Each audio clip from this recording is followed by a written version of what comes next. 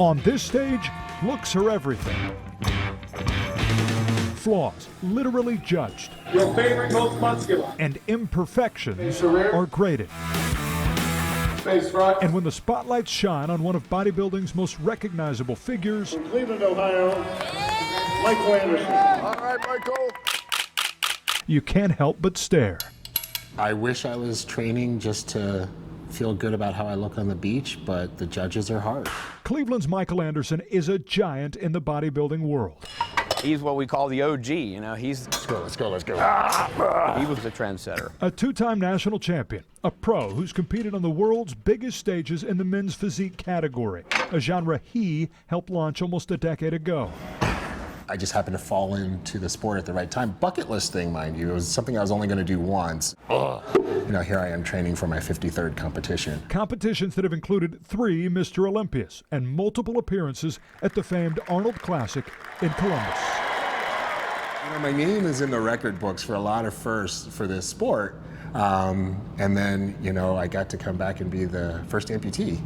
You know, it's all still pretty surreal. Michael's body, so elite in so many ways, began to fail for the first time in late 2015. Being an athlete, especially being a professional athlete, you suck it up, you deal with the pain. When you think something is an injury, you'll address it when the time is appropriate, and sometimes you have to just work through an injury. And that's what I thought I was doing, was working through an injury. What Michael was really working through was much more significant: compartment syndrome, chronic internal inflammation, which, coupled with other underlying health issues, ultimately killed off much of the tissue in his right foot. You know, ironically, at that time, you know, the doctor said you might not walk the same again. So here I am thinking I'm going to have a minor limp, and that's the end of the world. I would give anything to just have a minor limp. 13 months and 21 procedures later, Michael's health only declined. We just decided that, okay, enough's enough.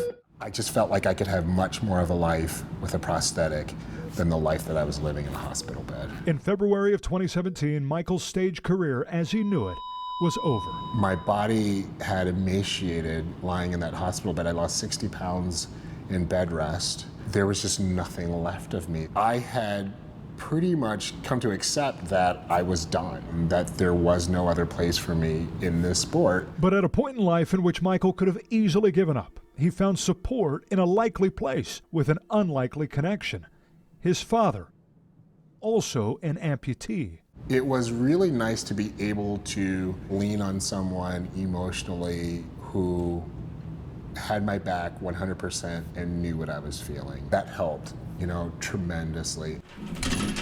Helped motivate Michael back to health and back to the gym. My dad was so proud of what I was doing. What is it? Well, I don't know, but I'm proud, you know? The 2018 Pittsburgh Pro was to be his splashback. The same place he'd won his first national title 6 years before. Only Michael never made it. The day that I was supposed to start training for that competition was the day that I buried my father. Just 7 days after a pancreatic cancer diagnosis, Larry Anderson was gone. When you assume something's going to be the way that it is forever and ever, you take it for granted. And for the second time in a year, the spotlights on Michael's career went dim. Nothing seemed right about it. Because as he already discovered once, healing is a process. I felt like I owed it to myself and I owed it to him to take the time to grieve. But just like with his leg, loss would not keep Michael away. I think there are normal moments where Michael would hit a valley and the thoughts were more difficult to get through and facing the reality of you know, what he was dealing with. But it never became the permanent state of mind. That state of mind was, how do I get back on stage and how soon can I do it? It took months of grieving, coupled with countless hours of training, navigating both a new body and a new life without one of his biggest fans. There was a lot to come back from, a lot to try to overcome, but if I didn't, it would have overcome me. That summer, Michael completed his comeback. And after a tune-up in Chicago, returned to Pittsburgh, the same city he won his first national title seemingly a lifetime ago. Number 73, Michael Anderson. and won again. It was one of my proudest moments. And the dominance, that came back too, to the tune of 6 titles since his amputation. It's all about finishing what you start. Proving even in a sport that chases perfection, the only true disqualifier is giving up. I could not control the death of my father.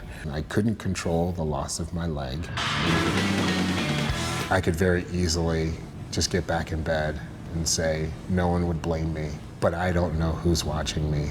And I don't know who needs to see that person, that beacon, that inspiration. Runner-up in second place. So that they can be the best them that they can be. In Cleveland, John Dawes. Two more. Come on. News 5. That burns.